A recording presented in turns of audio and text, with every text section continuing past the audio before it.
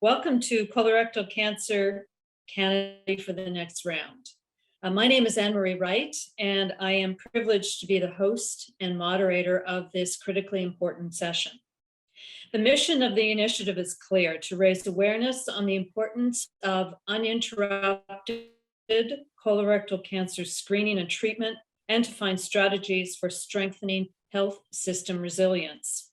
This is the fourth of four Thought Leadership Roundtables, each representing the views of four different stakeholder groups that colorectal cancer is leading. We want to hear firsthand experiences from patients, physicians, healthcare system leaders, and researchers to identify new solutions and ideas for colorectal cancer care across the continuum. On behalf of Colorectal Cancer Canada, I would like to thank the amazing sponsors of this initiative. We're grateful to Amgen, AstraZeneca, Boehringer Ingelheim, Bristol Myers Squibb, Merck, Novartis, and Pendopharm. And a very large thank you to our participants today, whom I'll ask to introduce in a moment. A quick couple of housekeeping notes here. This session is actually being recorded to ensure that the report writer who's been secured for this event can capture a very comprehensive discussion. We had briefly chatted before we got onto the session that there is an audience that sits behind this Zoom event, people who are watching, and we know that those folks have many questions and comments that they would like to make as well. Those questions and comments will not be coming to you, the panel, directly, but we do encourage anybody who wishes to provide a question or comment to go to the following website. I'm going to say it twice: join the conversation at colorectalcancercanada.com. So join the conversation is one word at colorectalcancercanada.com, and we'd be very happy to get back to you. That's not to say, however, that this very fine group of participants can't ask questions of each other. In fact, I would encourage it. Some of you know each other, some of you don't. Please use the opportunity to gain information that's important to you, to establish connections that are important to you as well. So what are we aiming to accomplish? What are the goals of Ready for the Next Round? I'm going to ask Maria to play a very brief video that explains it rather beautifully.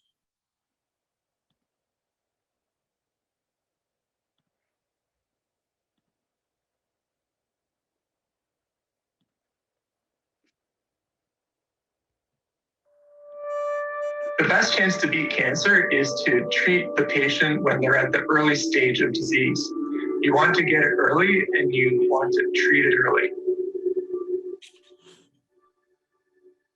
So when COVID hit, cancer screening was interrupted. Because of the interruptions on these screening programs, people will miss their chance for early diagnosis. They'll find out they have cancer when it's already progressed to a later stage. Amongst my patients, there have been longer than usual waits to get a diagnosis of cancer, and that means a longer time than usual to get the appropriate evaluation and treatments that they need. It's extremely important for the healthcare system to be ready to deal with the next crisis. We need to be innovative, collaborative. We will need streamlined solutions with new technologies to be more efficient. Collaboration is going to be key. We all have to work together to get past this and get past the next crisis that's sure to come. Our preparation needs to begin right now.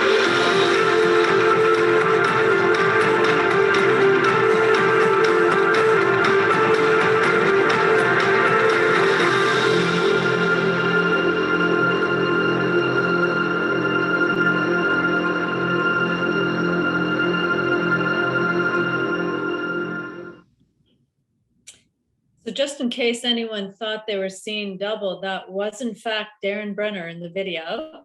Thank you so much, Darren, for contributing to the video. Simply stated, COVID delayed the fight against cancer. We need to be ready for the next crisis. And being ready is not about bouncing back to the pre-Canadian system, but evolving into something better and something stronger. goal must be to build a sustainable system that is able to respond to future system shocks, be prepared for longer-term planning, and undertake positive actions, taking into account the benefits and risks for the general population as well as patients. Today, Colorectal Cancer Canada has assembled an expert roundtable of research stakeholders. And I'm going to start this session by asking each of you to briefly introduce yourself. Laszlo, let's start with you. Sure, thank you. Good afternoon, everybody. Thank you, Anne-Marie. I'm happy to join this conversation and contribute. I think this is a very exciting and important conversation. My name is Laszlo Erdvani. I'm the President and Scientific Director of the Ontario Institute for Cancer Research, located in the Mars Discovery District in Toronto. Thank you. Susan? Susan, mute. That'll be the first of many times I likely do that today. Anyway, I'm Susan Marlin. I'm the President and CEO of Clinical Trials Ontario. So we're a provincial organization, of course, serving the research community across Ontario with respect to clinical trials. I'm very happy to be here today. Thank you. Olivier? Hi, everyone. Again, as Laszlo said, I'm very happy to contribute to today's conversation. I mean, it is key. And thanks for having us with you here today. So, Olivier, I'm the Director of Public and Patient Engagement at Catalyst. It's Clinical Trial Quebec. It's a public-private consortium that is aiming to change and modernize the clinical research landscape in Quebec. Voila. Thank you so much for being here. Talia, may I go to you? Am I saying your name correctly? It's Talia. Talia, thank you very much for letting me know that. Yeah, so hi, I'm Talia Malagon. I'm an epidemiologist and an academic associate at McGill University in Montreal, Quebec. And before the pandemic, I was much more involved in cervical cancer research. But when the pandemic hit, I think that many of us have had to refocus a lot of our research. And so I got drafted into the McGill task force on cancer care, controlled care during the COVID era. And now our research englobes many other cancers, not just cervical cancer, including colorectal cancer and the impacts of the pandemic on colorectal cancer. So thanks for inviting me here today. Yeah, thank you for being here. And Darren. Hello, everyone. Great to connect and happy to be here as well. Darren Brenner. I am an epidemiologist and data scientist at the University of Calgary, where I'm also an associate professor in the departments of oncology and community health sciences. And at the university, I run a research program around colorectal cancer screening, as well as on outcomes related to real world data. So where I co-lead the oncology outcomes research initiative there. So in those two areas, we've been doing quite a bit of research to examine how the COVID-19 pandemic has impacted provincially and nationally colorectal cancer screening, as well as the delivery of care in the outcome setting with using real world data approaches.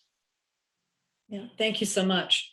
So it would be an understatement to say that this group hasn't seen, accumulated, consolidated so much of the literature that has been put on the table recently around the impact of COVID on the cancer care ecosystem. So I would like to start with a fairly broad-based question, and that is related to specifically how you see the impact of COVID on the cancer care system in general, but more specifically on the research function.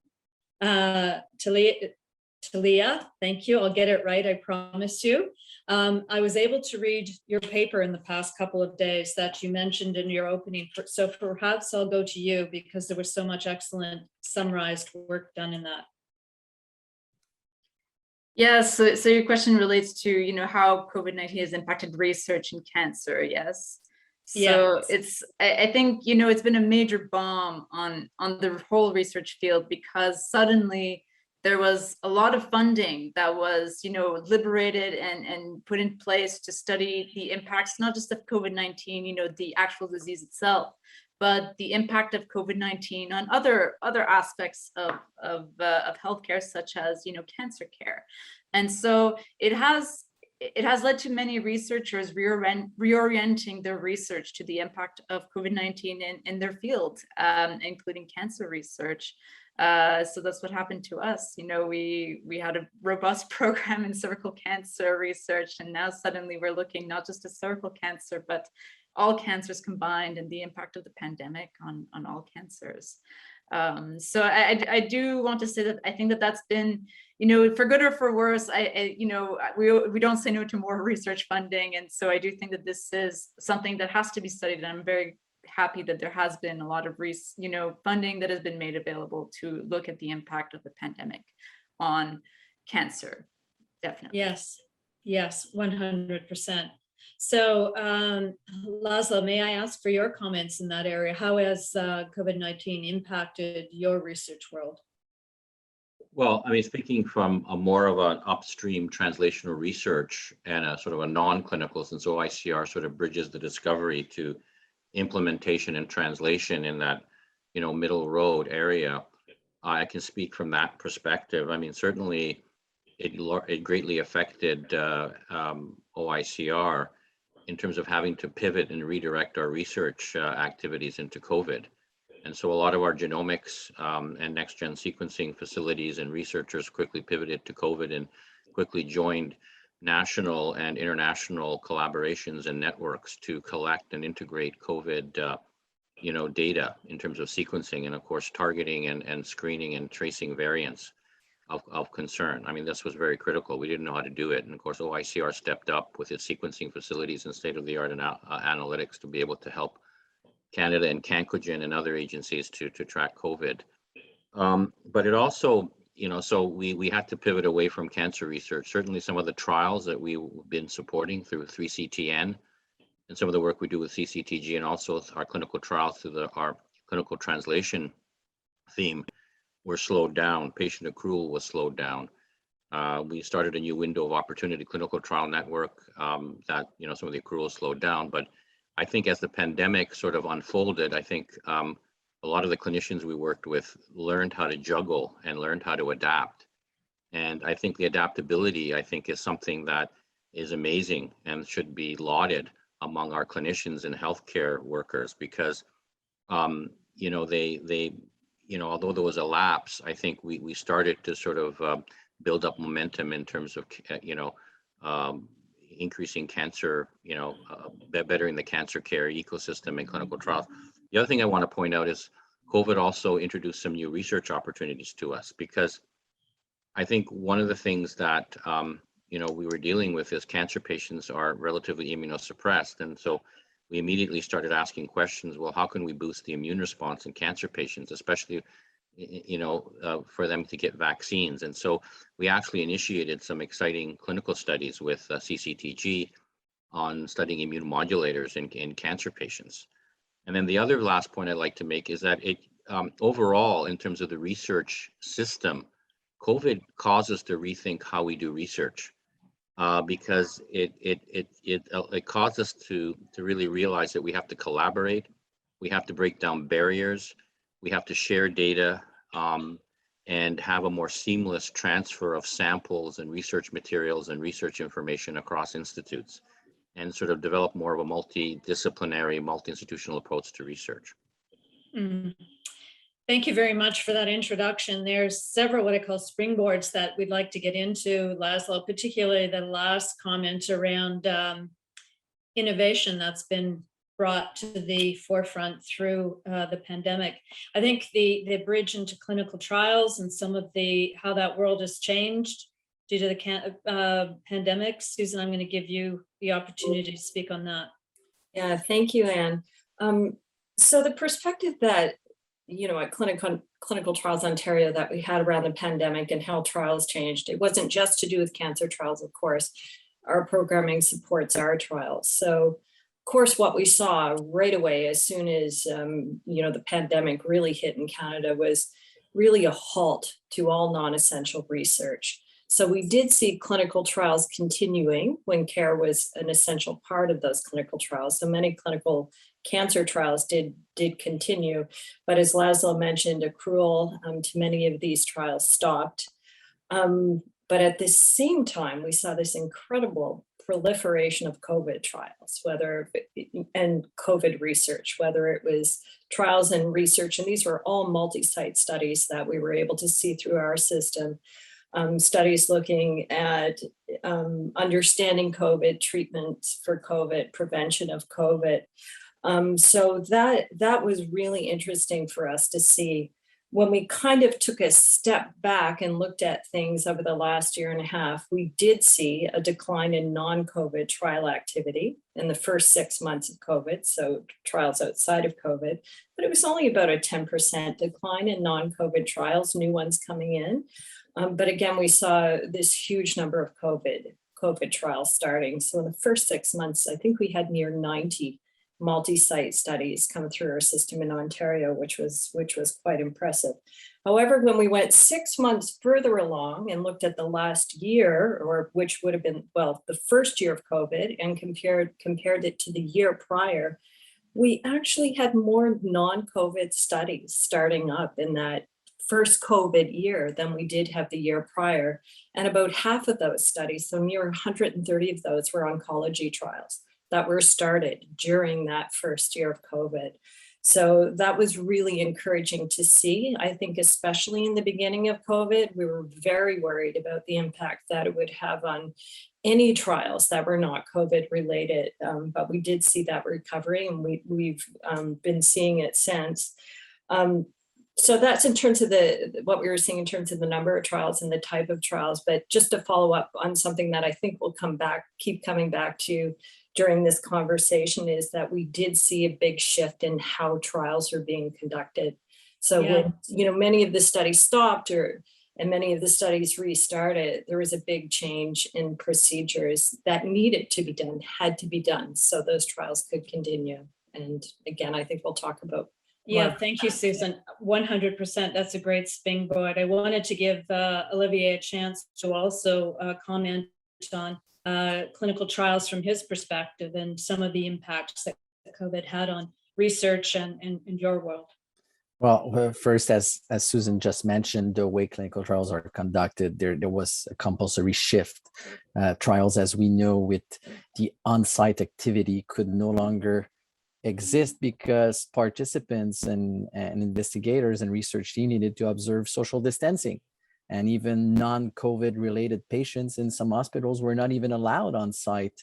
And same thing for the sponsors. When they needed to collect data on site, they were no longer allowed on the floor. So that stop and go phase was required to stop, look at how things were done, and look at how we can adapt to this new situation in order to reactivate those trials that were ongoing, put down the barriers that were perhaps preventing new trials to be activated, and create a new environment with new means to achieve your goals, including telehealth and capability to conduct these trials by distance, which in a close past wasn't even considered. So yes, it changed dramatically.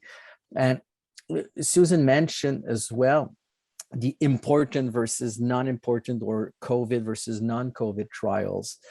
On the patient perspective, and I can speak about that with more knowledge, is that when they're looking at clinical trial as a treatment option, it is important. It is critical for them, especially when we were looking at innovative medicine and targeted therapies and trials like that were providing an access channel to a treatment that works best for them. Well, the fact that everything was on hold, it was just putting in jeopardy their treatment plan or their patient journey as a whole, and it added a certain burden on the patients and their caregivers that, as we know, with the disease and cancer in general, is already very high. So it's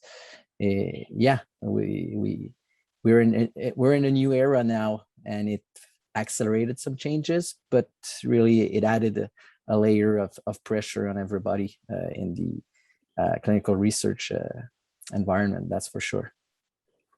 Thank you. So I know that you and Susan will contribute a lot to what I call innovation in that world as we get into the discussion. I wanted Darren to provide some opening comments. How did your experience, Darren, change in terms of conducting some of your research, the funding for your research because of the pandemic?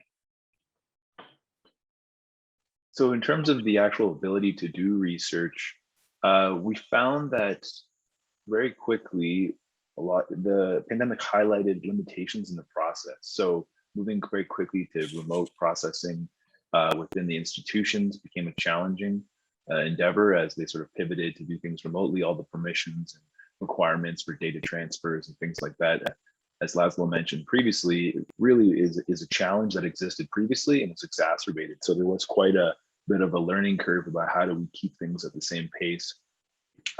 In terms of the research environment, I think it really highlighted limitations in data. There was very quickly a desire from multiple government players to want to have almost real-time data, but I think it highlighted the limitations of the lags that exist in a lot of the Canadian data infrastructure. So people like Talia had to basically simulate and generate data that don't actually exist in real time.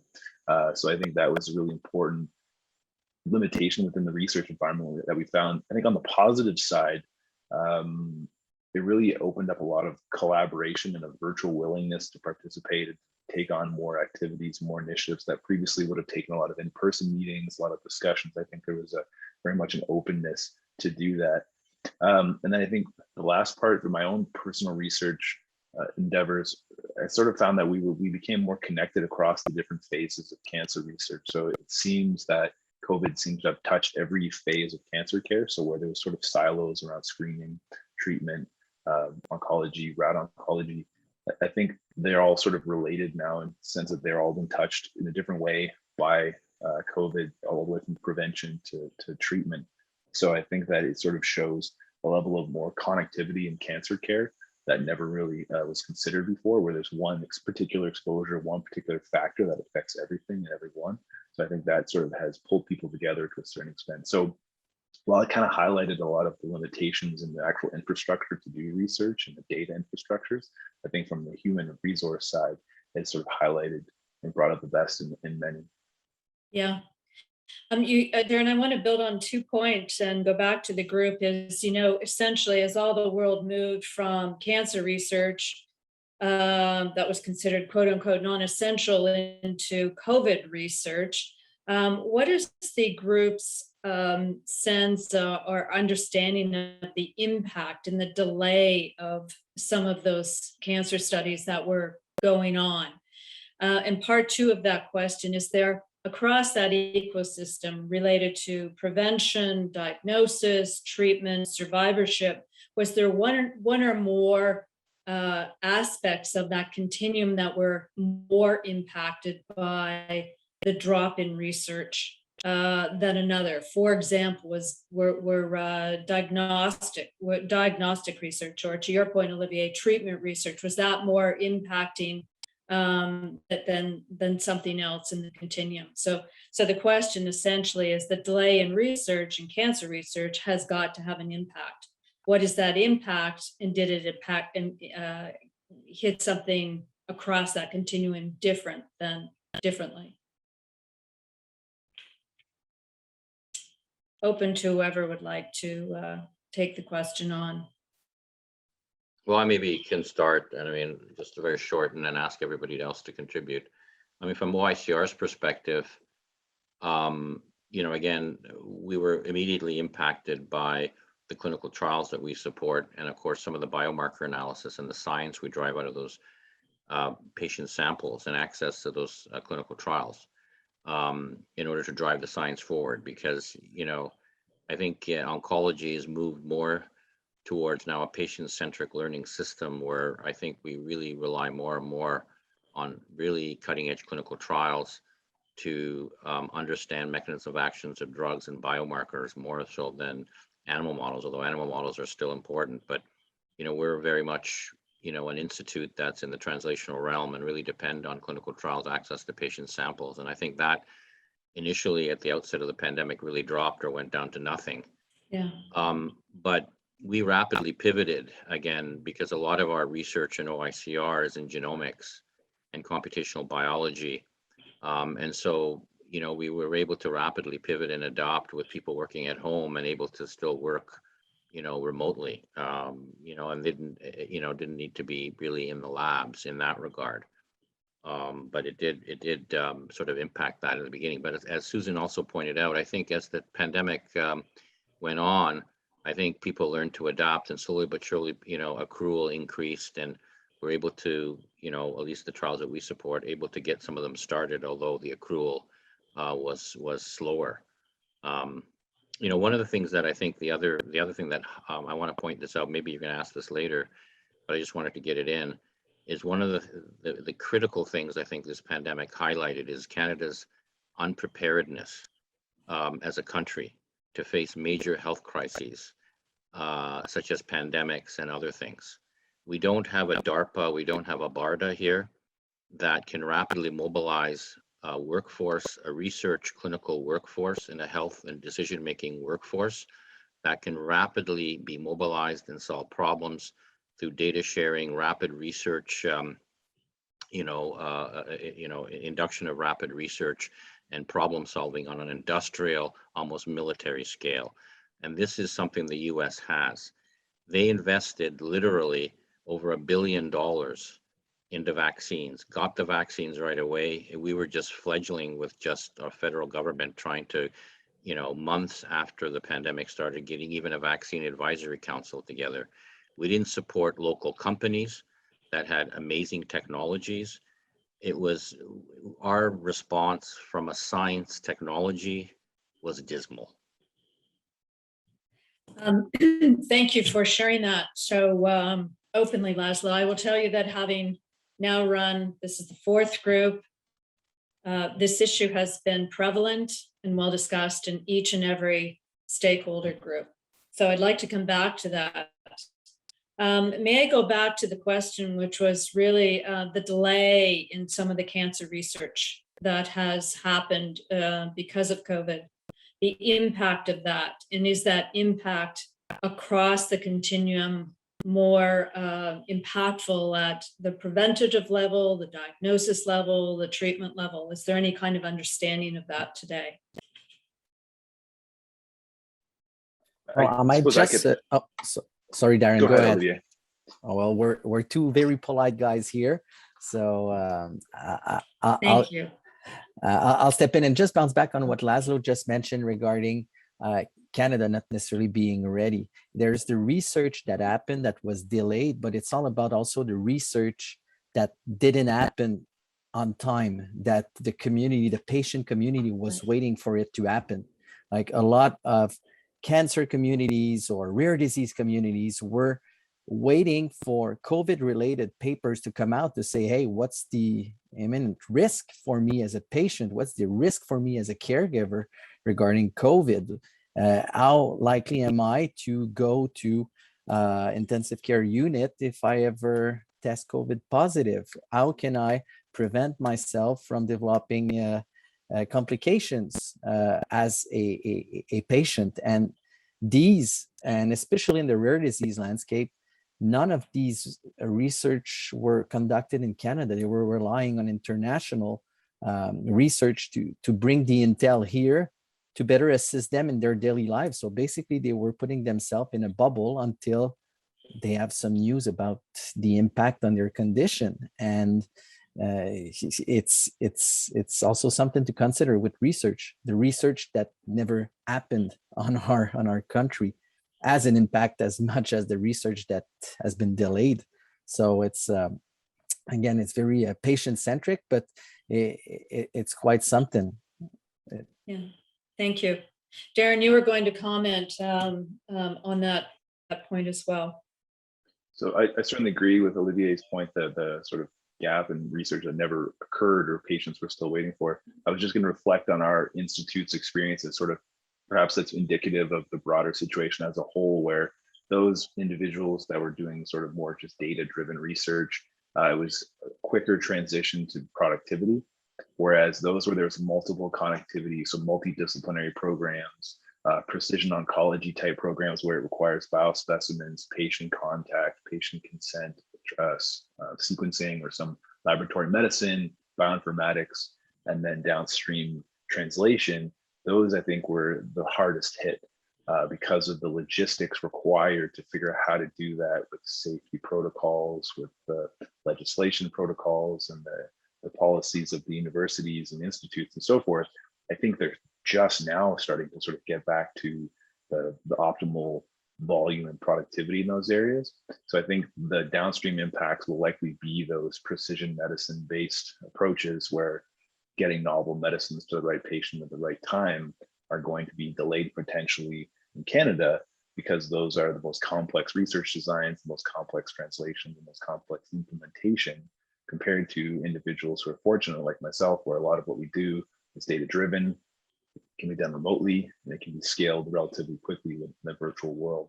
So I would just assume that that's sort of a broader reflection of what's happened in the country writ large, while just reflecting on our own individual institution. And just also to comment on Laszlo's point around the sort of lack of overall guidance, I think part of the problem is every province has experienced this slightly differently, and every province has reacted to it differently without guidance. And when I think simply about the screening programs, they're all provincially run.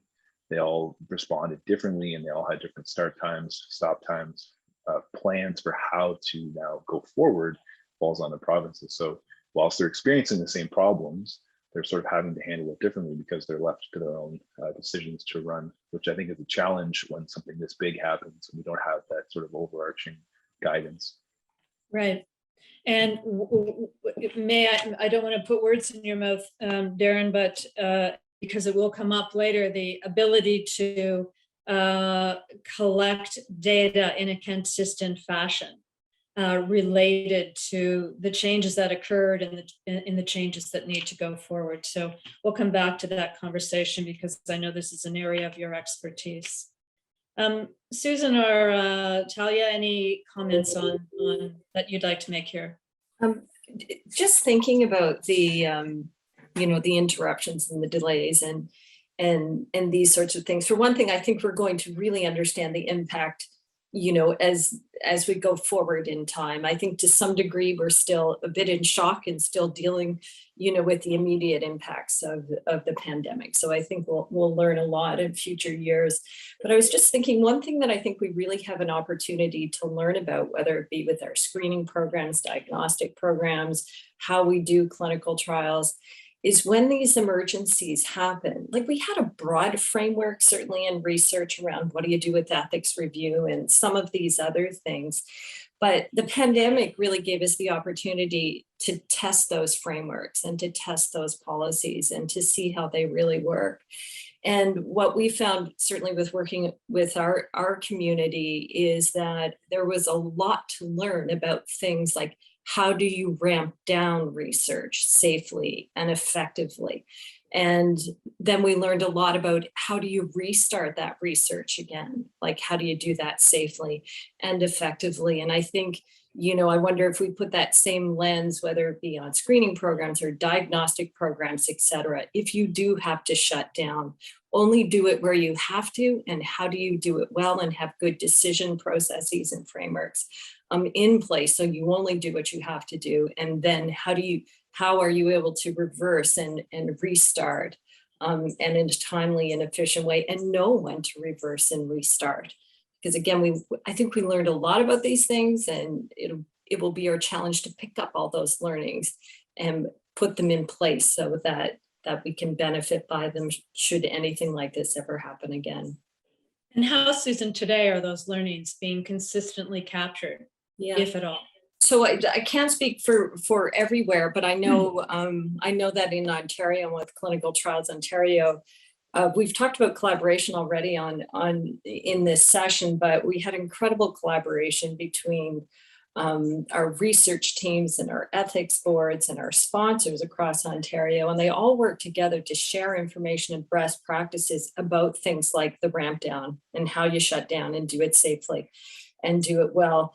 And they've also worked with us in groups to talk about how do you restart trials again and what are the important things to talk about. So, we've, developed kind of documents, which are posted publicly on the website that talk about these issues. But we've tried to gather the knowledge and the expertise and the best practices in real time and, curate that information so it's available there. By the way, we weren't just thinking about in 10 years if this happens again. Quite honestly, when these were first developed, it was a year ago, and we thought we could be facing these shutdowns and restarts again in 6 months. So they were developed at that time. But by the way, I think this is an excellent effort. When I was reflecting on what we were going to talk about today, I was thinking about this. This is such an important step. Having these roundtables and thinking about these roadmaps for the future, so we're better prepared. Thank you for saying that, and I hope it opens the door for connections that perhaps didn't exist before you all got on a Zoom today. Thank you so much. Talia, any further comments on this subject? Otherwise, maybe just a short comment. I think your question related to if there was some part of the cancer care continuum that risked being more affected than other parts. And obviously I'm biased because we do a lot more prevention research in our research group, but I think that prevention research is likely. This is just a hunch, but I believe prevention research is likely to be more impacted just because, for example, we recruit participants who don't have cancer, and so who may be much less motivated to participate in research in a pandemic setting. And so there was a major drop off, and even when we could start recruiting again, it was very difficult to get people to sign up for our studies because usually we sign up as students on campus. There were no students on campus, and so it was very difficult to recruit participants into our studies that focus a lot on cancer prevention and understanding sort of the causes of cancer. So I do obviously I'm biased, but I do suspect that prevention research may have been more impacted. Yeah, no, thank you so much. And that's exactly what I was aiming for. And yet prevention is talked about so frequently in terms of building a more resilient healthcare, health education, those kinds of things. So there's a bit of a disconnect there. I wanted to jump to a topic that has become very important across actually all of the stakeholder groups, and it was touched on a little bit by each of you. And it was what I call the human resource, or the human impact on researchers of the pivots, the changes, the stresses, everything that happened. Many of you were in the forefront of incredibly important work that had to stop one day and be something else the next day. I'll give you a simple example is in the oncology, when we were chatting with oncologists the other day, I think that when they expressed the nature of how the pandemic hit the hospitals and how their work fundamentally changed, and the need for workflow changes and redeployments, et cetera, it was chaos for quite a bit of time that they're working their way through now. I'd like to understand the impact on the human resource world in the researcher space, as each of you touched on it very briefly. Many of you talked about it actually quite positively, proud of the fact that a researcher could stop this and move to this the next day. So there may be some very positive examples here that need to have a light shone on them. Laszlo, would you like to start? Sure. I mean, I could speak again from OICR's perspective and experience. I have to say, and maybe I'm the oddball here in the bunch, that we, I think, adapted quite rapidly and quite well to COVID. I mean, I think because of the nature of our research and the nature of our expertise of our researchers in diagnostic development and genomics, that we were able to pivot, very rapidly to address the COVID problem, and then, interact with other Canadian researchers across Canada, international consortia, in terms of, COVID and molecular biology of COVID, both basic research and also tracking and tracing of variants. And we worked with University Health Network a lot. For example, we work with Public Health Labs Ontario too as well, and other labs across Canada. We recently, it also pushed us to have an impetus to CAP-CLIA certify our genomics labs and to and to, accelerate that process. So we did that as well. And then, of course, a lot of our researchers worked from home. So we're able to, do that in addition to some of the lab researchers that had to still go in and follow safety guidelines. But I think it did impact that human element, though. I still think that, although we were productive over this course of the pandemic, I think I'm looking forward to the pandemic ending. And so when we can go in and see each other and meet each other and talk in person, because I still think the whole endeavor of scientific research requires human contact and that, that conversations, and Zoom is great, but I think we did kind of suffer the Zoom fatigue, so to speak, and the online meeting fatigue. And I think scientific conferences too, from my point of view, although they went on, many of them were virtual, obviously, all of them were virtual, large major oncology meetings, scientific conferences. I just don't think that, I have to be honest with you, maybe maybe it's just me, but I don't think I got as much out of those conferences as I did when I was there in person. It was just a more difficult scenario, but so that's just my perspective. Mm-hmm. So a very resilient crowd, and the lesson learned is the right expertise when it's in place allows for a more seamless transition.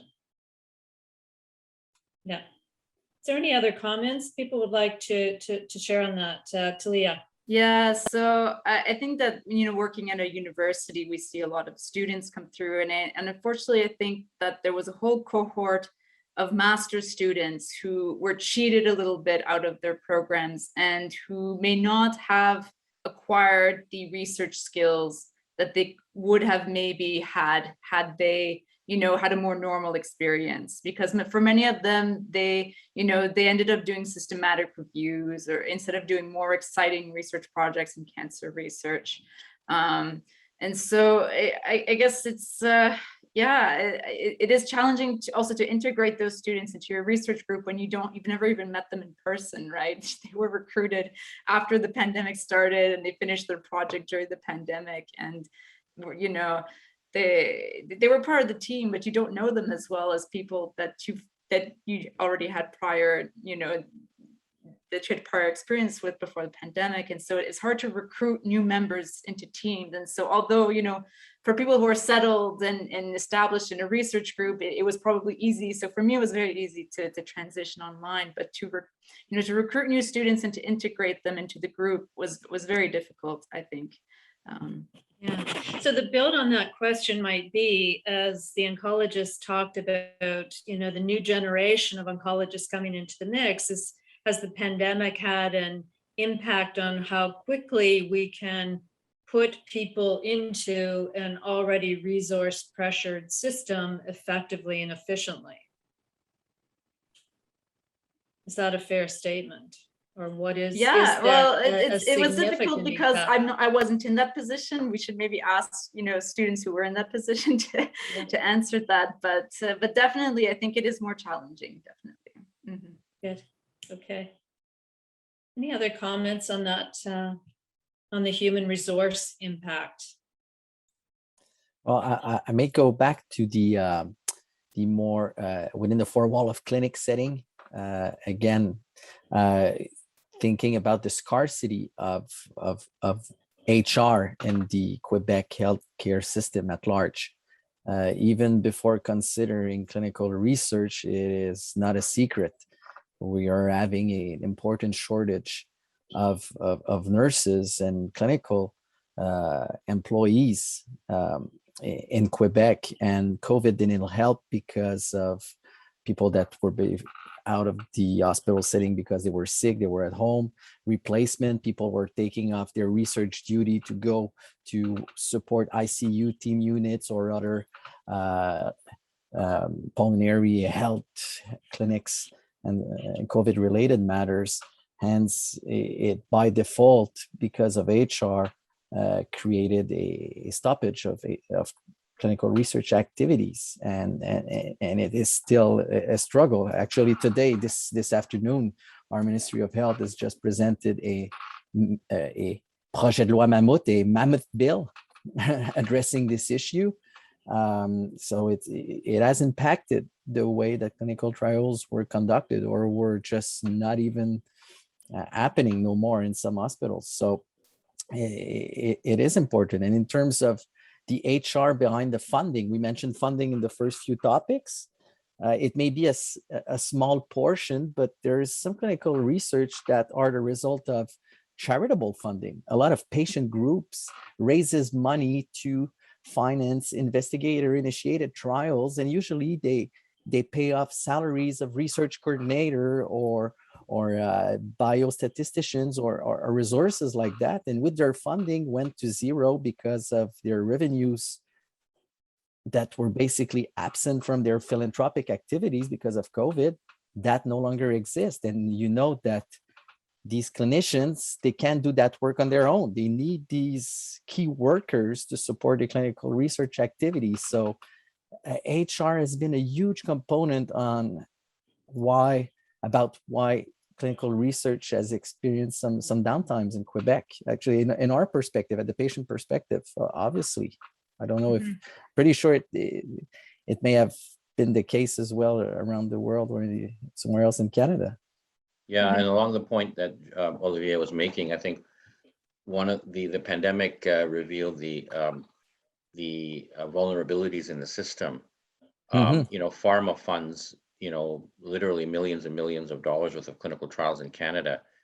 And as the pandemic started to unfold, those trials stopped. And then so the money flowing into cancer hospitals and research institutes that support those clinical trials, and all of a sudden that spigot was shut off.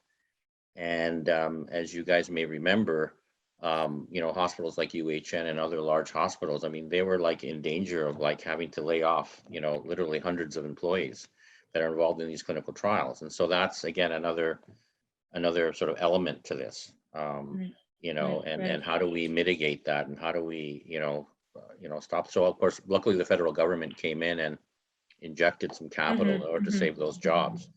The other part of it is trainees. I think one of the, probably along the lines of what Talia mentioned, is that graduate students and postdoctoral fellows who, during this pandemic that were graduating or trying to, finish their work and then look for the next step in their career development, they kind of fell through the cracks during this pandemic, many of them, because there was delays in them finishing their degrees. So they couldn't do the quality of research that they could have, as Talia pointed out too as well, but even the bench research suffered too as well. And also the job opportunities kind of just all of a sudden soured. And then so you had a crop of, and I really feel sorry, and I don't think we really understand the depth and breadth of the problem, because I don't think we've really done research on it and how it's affected the current young generation of scientists who are now just stepping into a career out of graduate school and postdoc. How has the pandemic affected them and their career opportunities? I think that needs to be investigated. I think it's a great comment, and I'll end it there on the human resource issue, Laszlo. But this is definitely, as we were chatting with other healthcare professionals, something that is on everybody's mind. I wanted to bridge from the impact into there is, and you've all said it, there's been some really good things that have come out of this, particularly in the innovation space. So before we just to ease into this conversation, I wanted to just go around the group and ask a key question: was what is the single most important thing that you have personally learned for yourself and for your organization because of COVID-19 that will impact the future of how you do your work? Susan, would you like to go first? So that's an interesting question. It's a big question. So the thing that we've learned the most, I guess I would come back to there are two things. One is around resilience, with just thinking about our organization and the community that we work with. The ability of people to push through this and get through it. And I'm thinking of everything from, how quickly people pivoted to working at home, and that's not easy for many, many people for a variety of reasons, from trying to homeschool your children essentially over the last year, to many other things. But I think about that adjustment to working at home. I think about things like our ethics boards across the province, like they were just working nonstop, adjusting to all of the changes in research and working all the time to approve COVID studies within 2 or 3 days. And I think about our research teams and how they had to adjust, but the resiliency of people was amazing. And that desire of everybody in our community to do what we can do. That was what everybody was looking for. What can we do to help with this and to make things better? So that's one thing that I was very impressed with. The other thing that I think we knew before, but it was emphasized so much greater during the pandemic, is how important collaboration really is. And the pandemic did bring people together in a way that just with a stronger sense of urgency and a stronger sense of commitment to finding solutions. So we saw changes in the way that research was being done that we'd been talking about for years. And all of a sudden we figured out a path within 2 or 3 months for how this is going to happen. And now we know this can continue on into the future. So again, we knew that collaboration was important, but I think we've realized it even more and appreciate more the people that we work with across our community. Yeah. Thank you. So beautifully said. And I want to probe in on those things that changed, the things collaboration drove that you want to keep in the future, particularly in the clinical trial space. So I'll bridge to Darren and ask you the same question. Darren, what's the number one thing that you thought you got out of the pandemic that will redefine how you manage your work in the future? It kind of touches on the point that Laszlo made before, that the way we kind of communicated scientific findings, discoveries, and with our colleagues has really changed. And I think we've now focused more on broader dissemination strategies and finding that knowledge translation is really the name of the game in research, where we have to sort of get our findings and discoveries into people, into their awareness. So focusing on programs rather than papers, things like this Ready for the Next Round, New Normal, Same Cancer, where we are actually able to sort of take a study we did looking at the interruptions on screening in COVID-19 that ended up in a journal that very few people ever saw. But through other programs, we get to do a lot more impact to talk about these and talk about potential solutions, social media uses within research to sort of actually reach the public. How do we work with philanthropic groups to tap into their social networks to get our findings out to people to hopefully either change, policy, practice, or personal behaviors. So I think really just thinking about the downstream translation of our research has really changed now by us being stuck in our houses with the digital everything. So we know that people are in front of their screens all the time now. So let's try to exploit that to increase the impact of our knowledge translation. Has touched all of my research now. That's amazing. So would you say that you're now a global force, Darren? Not quite, but we're working towards it. We're more so in the past, right? Because social media allows that. Yeah, that's really an amazing point. Talia. Yeah, it's a bit similar to what Darren is saying, but for me it was, so I think that what COVID-19 pandemic highlighted for me was that the speed at which research is disseminated, or at least how it used to be, is too slow.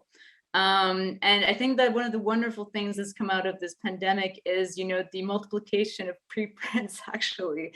And so part of the reason, I think Olivier was also mentioning this earlier, how, we have to wait until these papers come out from other countries to know, how I can get treated and what's right for me. And I think that part of the problem was that, is that the machinery of academic publishing is very slow, and it's not made to respond quickly to evolving situations like the COVID-19 pandemic. If you have to wait for months for your paper to get peer reviewed, and so I do think that there are some negative aspects to publishing preprints as quickly, very quickly. But I do think that one of the major positive things is that it makes your research accessible publicly very quickly. And there's also been, I've seen this much more with journals more and more, that they want you to also publish the data sets that you used for your research, which I think is very important. I think it's a very positive step forward. And, it should be able to mitigate things like we saw with the scandal at the beginning with the Lancet paper, where, they were basing their research on COVID-19 on very shady data. Shady data. And so maybe I wasn't there before the pandemic, but I feel like I'm there now, that I think it is important to get your research published as quickly as possible as a preprint, so that people can have access to it, especially in a world that's changing as quickly, that's changing very quickly, and where you need research to respond as quickly as possible to an evolving situation. Yeah, thank you so much. Yeah, I think one of the oncologists said yesterday, it's don't worry about being perfect and right. Yeah. Be worried about sharing. Exactly. So that's how I feel. Yeah, get it out there. Yes. Olivier. Well, I mean, what you guys have said is spot on at all level, whether it's Susan, with first the human side, Darren and Talia, you're just right about what you said. I may just say something that touches all that has been said right before, is that COVID has put research at the forefront. Research has shown to the world its true power during COVID, because within a few months, vaccines were on their way. They were saying it in the news. The grand public was waiting for the progress of research. There was curiosity. People were wanted to learn some more. In the news, they were also mentioning antiviral research, colchicine, that were done in Institut de Cardiologie in Montréal. People were looking at research like, this is it. The solution lies within research. And they saw how fast it can go, and through its collaboration, because they saw that it was a worldwide effort to find a solution to that pandemic. And that was thanks to clinical research. And these were tested in the clinical trial landscape as anything. Everybody learned that any research needs to be validated through clinical research, and that gets Health Canada's approval, like the vaccine, but it's true for any other drugs. They didn't mention the HTA because vaccines are managed a different way, but it increased literacy in the grand public regarding the importance of the research environment. And I think that it's key, because it's going to be transferable to any therapeutic fields. It created a precedent in the public mindset that clinical research carries a lot of power when it comes to innovation, well-being in the society. So it was to that level, I think. Yeah, magnificent comment. Thank you so much. Laszlo? Yeah, I mean, I think everybody has really summarized a lot of the points really well. So I don't want to repeat what everybody said. I think from my perspective, I'll just summarize. Number one, resilience and adaptability. The pandemic came just completely unexpectedly. And as a relatively, large research institute, one of the lessons I learned is we have to be ready and adaptable to change, not only from the point of view of how we do research, but also our administrative and our staffing and our HR functions, and how do we accommodate that? And we have to have policies in place, strategies in place that we're prepared for the future if this happens in the future. The second lesson is as Olivia pointed out, I think I was really impressed in how medical research, scientific research, scientists, health research was just all of a sudden brought to the forefront of society as the big hero now, as the big savior. And it's a lesson, but also a cautious tale that we went through this in the 2001 SARS epidemic, or wasn't such a big pandemic. And then it brought these issues to the forefront, and then we didn't learn the lesson, and then we weren't prepared. So I think it's a lesson that we need to seize the opportunity in terms of the notoriety of science and government and interest and other stakeholders' interest in this, to make sure that we continue this and we continue to fuel that and then build the right systems and the right models for researchers to work together and collaborate and share data, which I think is another thing that I learned, that we can break down barriers. One of the most impressive things I experienced is that within the first month of the pandemic, a number of institutions across Ontario all of a sudden signed relatively quickly a materials and data transfer agreement to openly transfer data and materials. Whereas, you know, some of some of the issues you face of even sending a sample across the street, you know, to a researcher in another institute, you know, that took 6 months of, you know, legalese and everything. So we learned that we can overcome those barriers and to speed up research. Thank you so much. I think that's a really great springboard into the balance of the conversation for today is how do we take all of the fantastic stuff that came out of this, notwithstanding the identification of some very large gaps in our system, how do we all move this forward into particularly redefining, rebuilding a more resilient healthcare system? So I'm going to start in a couple of different places, and I'm going to, and forgive me if I go off script a little bit, guys, but how many of you are familiar with a study, a massive study that was done? It was called Report of the Advisory Panel on Healthcare Innovation in 2015. Dr. David Naylor wrote it. And it really was a very massive document on building a more innovative, resilient healthcare system. Is anybody familiar with this report? I'm No. familiar because it Yeah. recommended a huge increase in funding to the Canadian Institutes of Health Research and generally the research infrastructure in Canada. Yes, yeah, It's the same yeah, that Naylor is report. correct. Yeah, so I'm familiar. Yeah. I'm not familiar with the details though, but I'm familiar with overall conclusions. So I tabled that report, plus I table the learning from SARS as an example.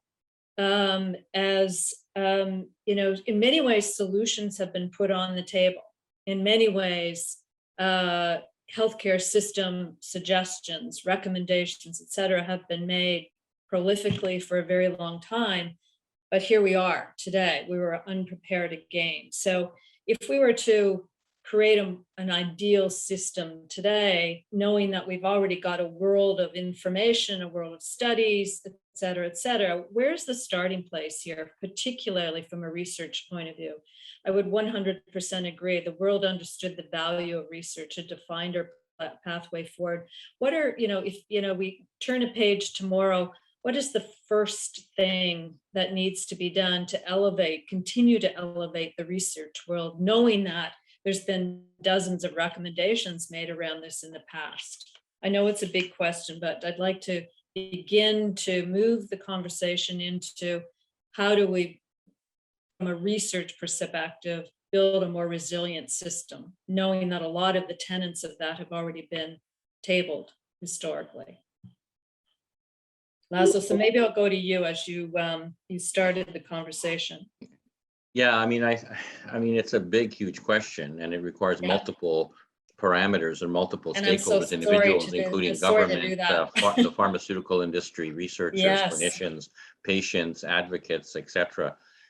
I mean, again, the federal government and I think needs to have a better defined strategy across Canada in terms of dealing with health crises and any other pandemics, and make an investment in sort of a structure, something similar along the lines of what the US has, like BARDA and DARPA. BARDA is a good example, where there's a network across the country of experts that are essentially, called and ready to go like the National Guard, and systems in place to be implemented and executed right away to deal with these types of issues. And I think that was what was missing. And we need depoliticized mechanisms that transcend governments, that invest in a long-term permanent infrastructure not, every time there's a change in federal government, conservative, liberal, NDP, whatever, all of a sudden things change and, a new initiative changes and this is stopped and this is start. I mean, we can't have that. We need public health is not a political issue. Cancer is not a political issue. Cancer is a human issue. It should transcend politics and it should transcend governments. So we need to put permanent institutions in place in Canada, some of which exist in the United States. We can use as an example, that institute these across and that it's a budget line in the government, whatever government's in power. It's a budget line, and it doesn't change. And I think we need to implore our politicians to do that. And I think the other issue that came up, I think Darren raised it, is the interprovincial disparities and differences, and how we didn't have sort of a unified, cohesive approach to the pandemic. But I don't think we have a unified, cohesive approach to cancer either, and data sharing. And how do we bring it all together? I mean, we have now stuff like Marathon of Hope Cancer Center, the Digital Health Discovery Initiative, and things like that. But I think by far and large, our EMRs, our EHRs don't talk to each other. We don't know how to share data very well across provinces. We don't. I mean, so I think, I think that there has to be, a central body or some sort of a bureaucratic initiative to sort of transcend this and depoliticize it. So whether an NDP premier is in British Columbia or a Liberal premier is in the Maritimes and a Conservative is in Ontario, it doesn't matter.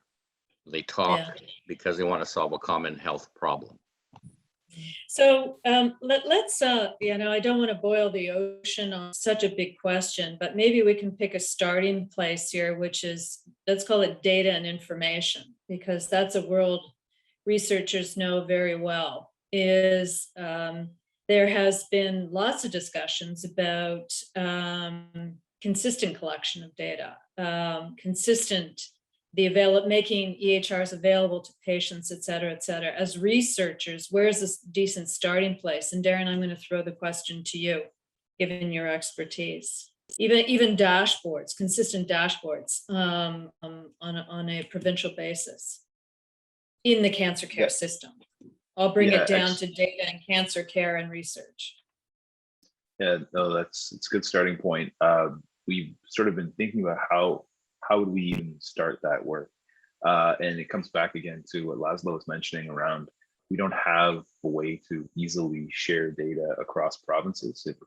I'm very encouraged to hear that within some of the groups within Ontario, that there was this sort of agreement that we should just sort of have an overarching breakdown, an agreement to just share data, because we've been working on a few interprovincial provinces or cross-province studies and finding that it's exceptionally challenging to work out who's going to host the data, where is it going to be hosted, and the legal requirements around that.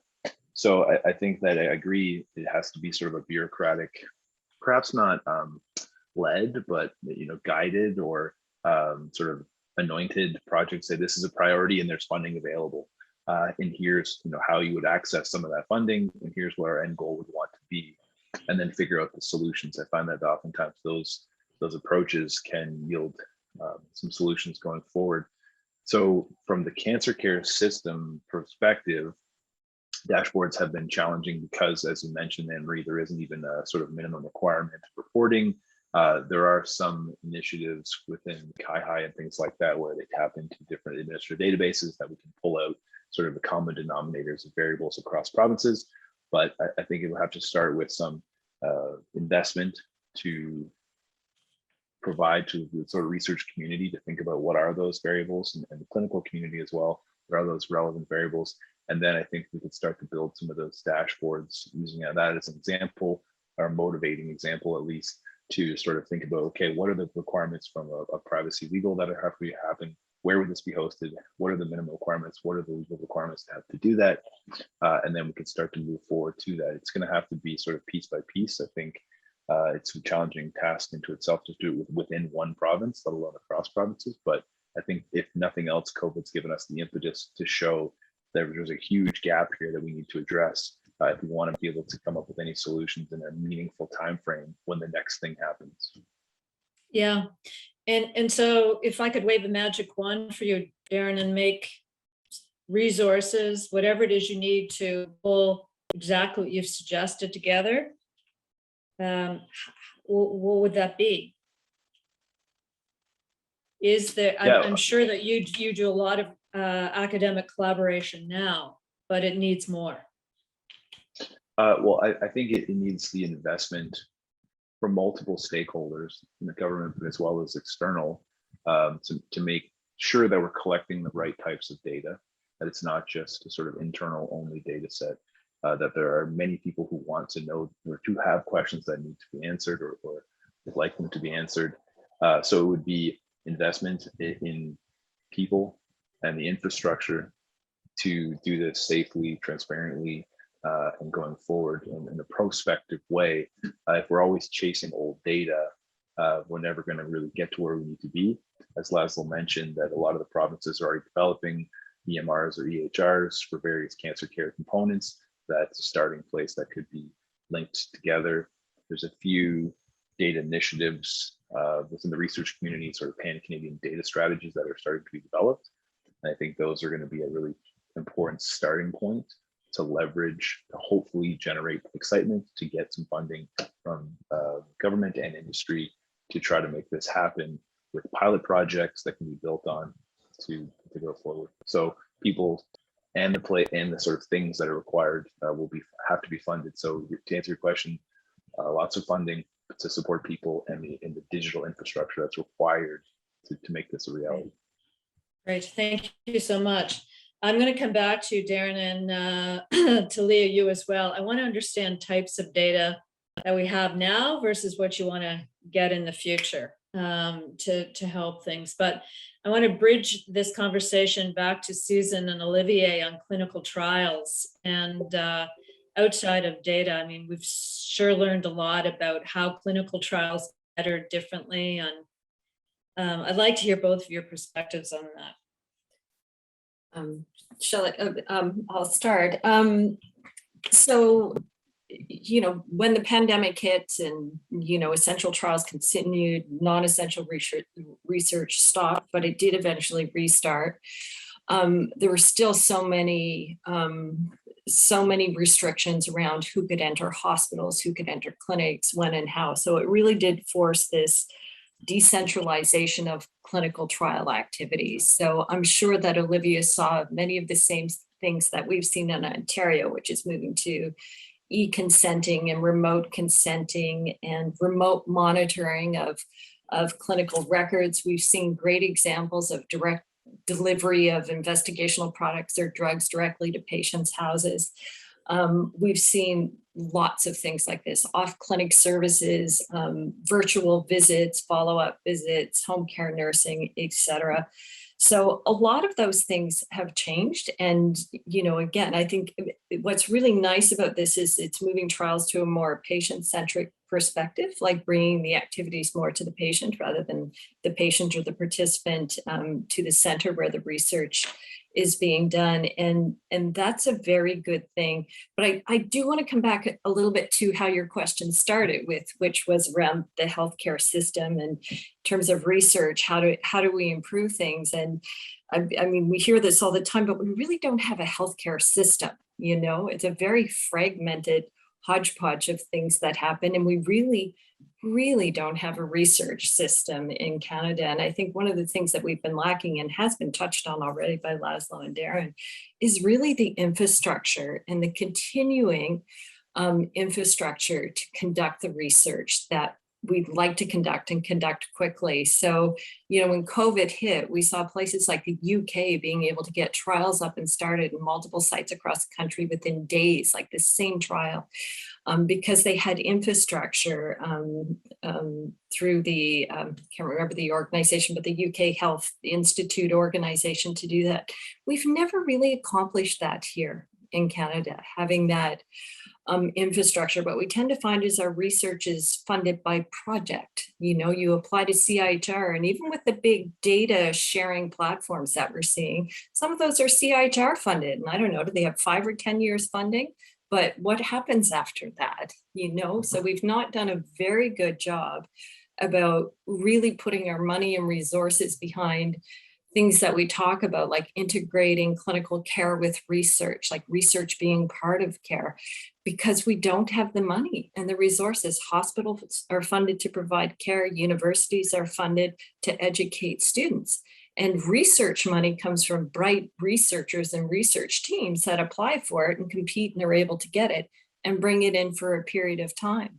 But we've not, and there are exceptions to this. OICR is a great exception or example of how we've funded infrastructure, basic research in the province of Ontario.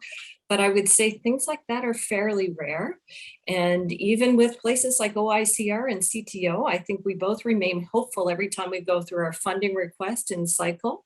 But we've never, I don't think to this day, succeeded in providing long-term predictable infrastructure funding for health research in Canada. And I think until we do, we're going to continue to suffer a lot of the problems that were really amplified and seen so well during COVID.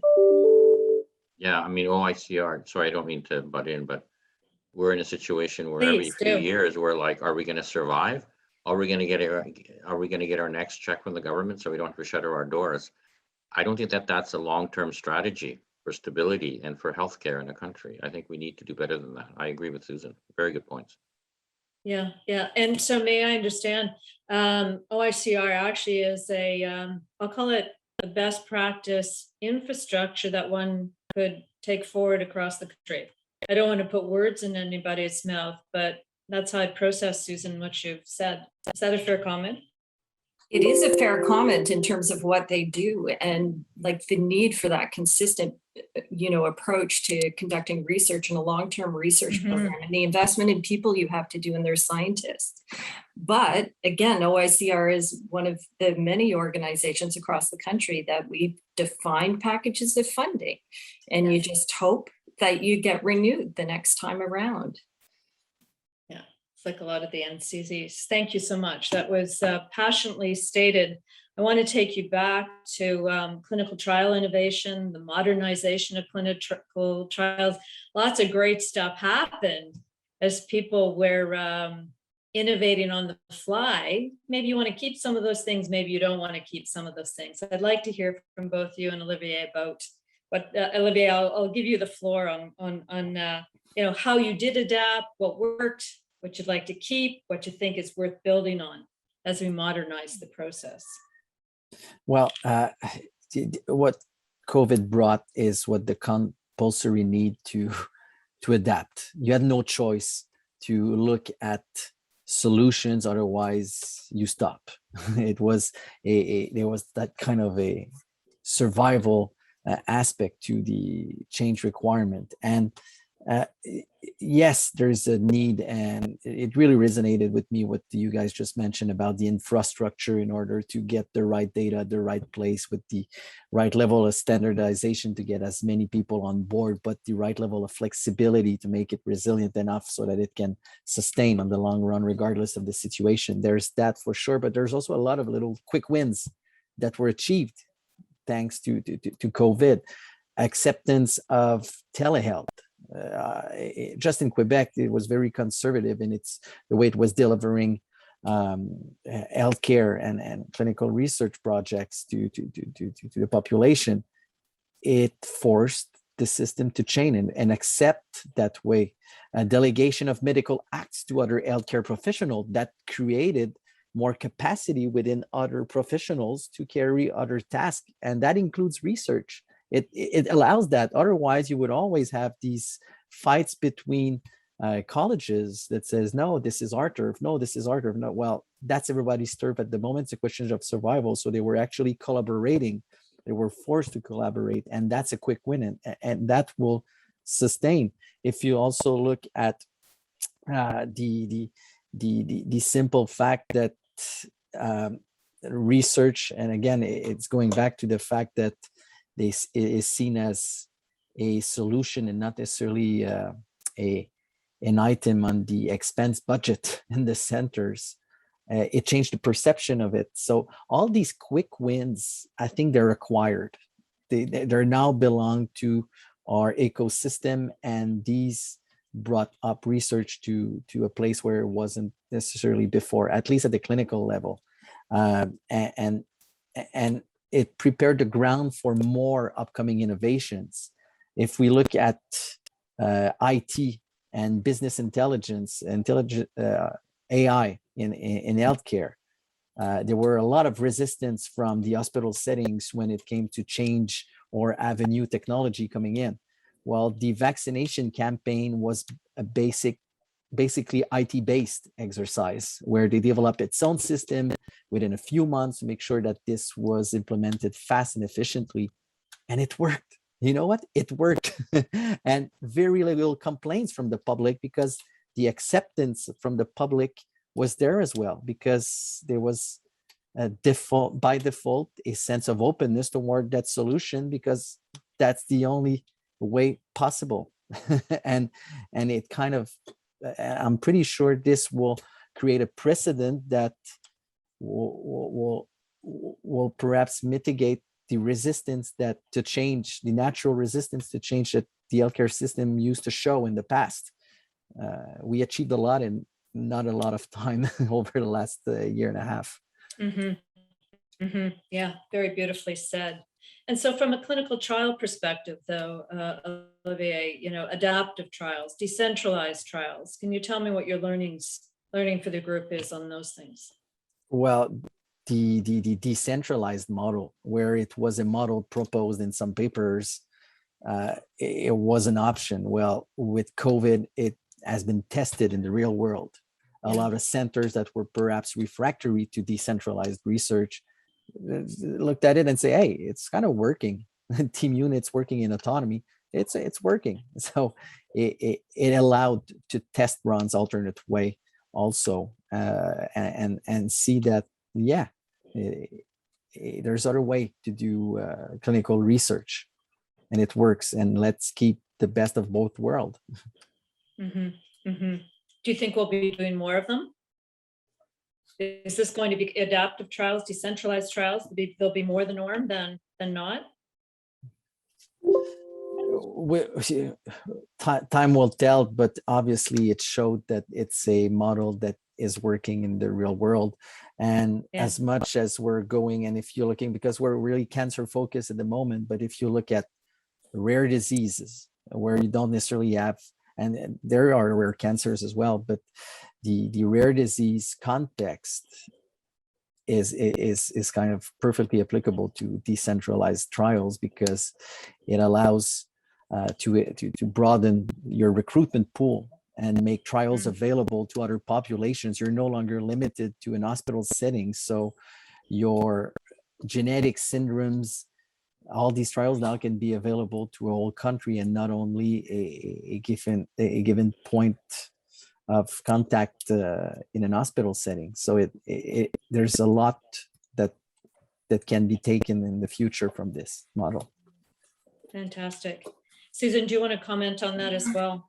I was just going to comment that, I think what we've seen during COVID, there might be a few examples of fully decentralized trials, and this is more trials that have happened with not so much patients, but people out there in the public who may have had a positive COVID diagnosis, and they've happened in other provinces. We haven't been, as it has been harder in Ontario to find and recruit the patients in that way.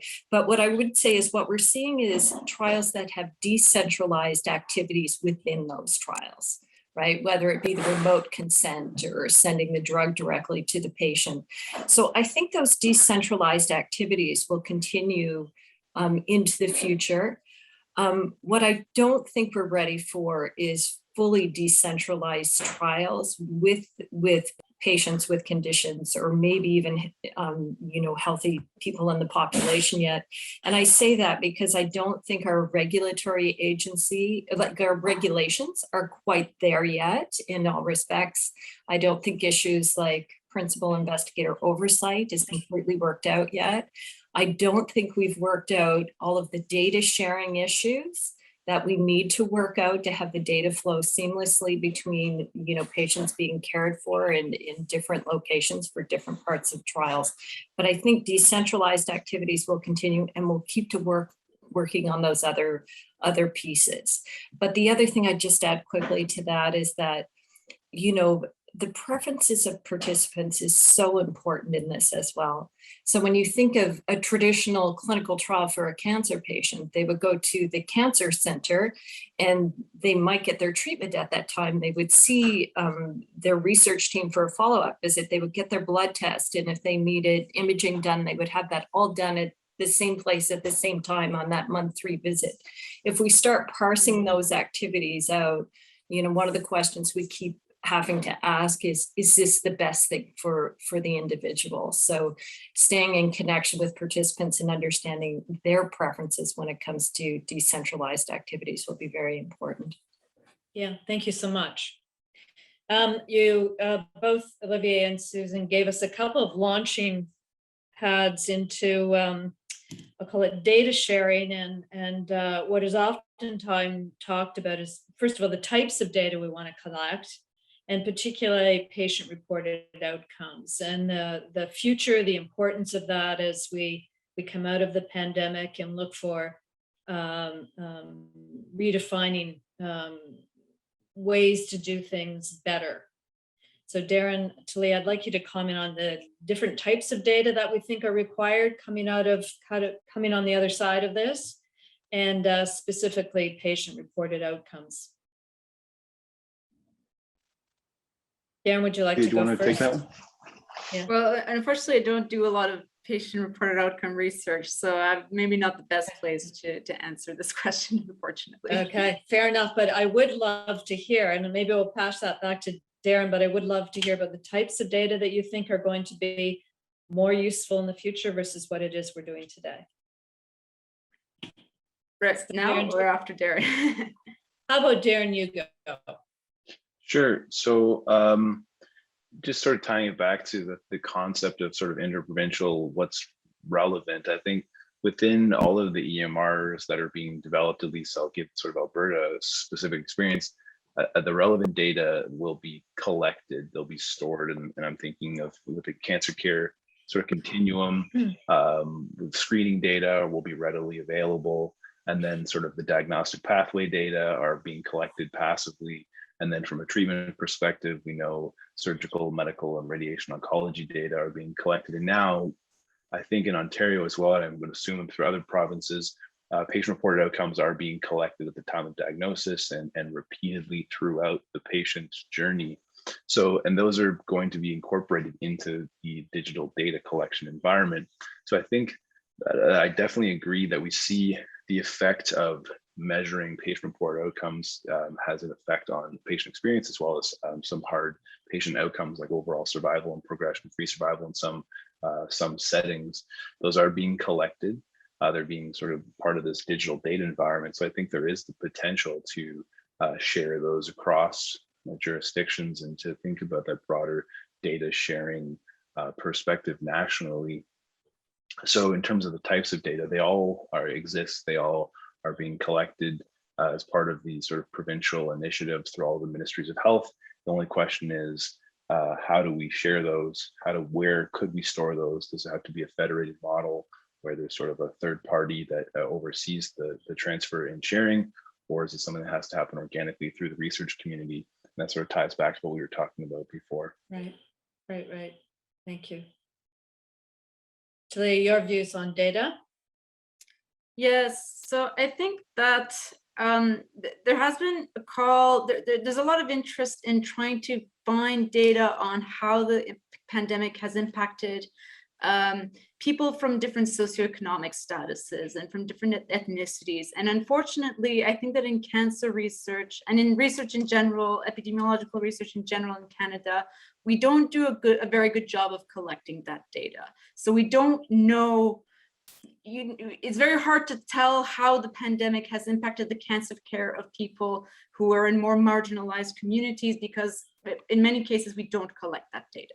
And so we are what marginalized community people might be a part of. And so I do think that there is something to be said for starting that conversation of how can we start to integrate that data collection a lot more systematically in the research that we do and in the surveys that Statistics Canada does, and in cancer registries. Is there a way that we can try to integrate the social determinants of health in the systematic data collection that we are doing? Can you, just for my own information, cancer registries today, what's working, what's not working about them? Oh, I have many opinions on that, but I don't know. I don't mean to put you on this spot, but I think, again, in the spirit of looking for future places to rebuild something that's strong and resilient, certainly registries are one of those really important points. Yes, well, obviously, I'm. This is an outsider's perspective as someone who uses data instead of generates data. But wouldn't it be wonderful if we could get more timely data from the cancer registries, so that the lags in reporting are as short as they could be potentially? I think that one of the wonderful things that has come out of COVID-19 research is we have all these dashboards, saying how many how many COVID cases that we had today, how many deaths that we had today. And it shows that if you're motivated enough and if you throw enough money at it, you can get a real-time data collection and to publicize that data. And so wouldn't it be wonderful if we could have that with cancer too, to have shorter lags in reporting of cancer outcomes and cancer registries, because unfortunately we're always a few years behind with cancer data. So I think that that's something that we could improve on in our system, definitely. Thank you. Darren, I'm sure you have a viewpoint on that. Yeah, again, I also have many perspectives. Most importantly, I think I do definitely agree with Talia that we don't do a very good job. We don't do any job of collecting measures of diversity, socioeconomic status, sort of different segments of the population. We basically just know cancer, yes, no, and then a few general things about where the individual live and are treated. And so I think that's a good thing to put at the heart of the data collection advancements is how do we do a better job of sort of understanding what patient population demographics and breakdown really are. Is it changing? Are certain segments of the population getting more or less or the same care and the same outcomes? So that's sort of I think really, really important and has to sort of be front and center in this discussion about improving data environments as we go forward. In terms of the specifics of the registry, I agree that it's part of the challenge around registering cancers is there's such a increasingly specific classification of tumors with the molecular components of histology and then the molecular characterization of tumors that there's sort of a natural lag that happens. But I think there are some workarounds, as Talia said in the COVID example. It is possible with the sort of electronic dispensation data for pharmacologic interventions in either the radiation or the medical oncology space, it is possible to know sort of almost in real time when new patients are being treated.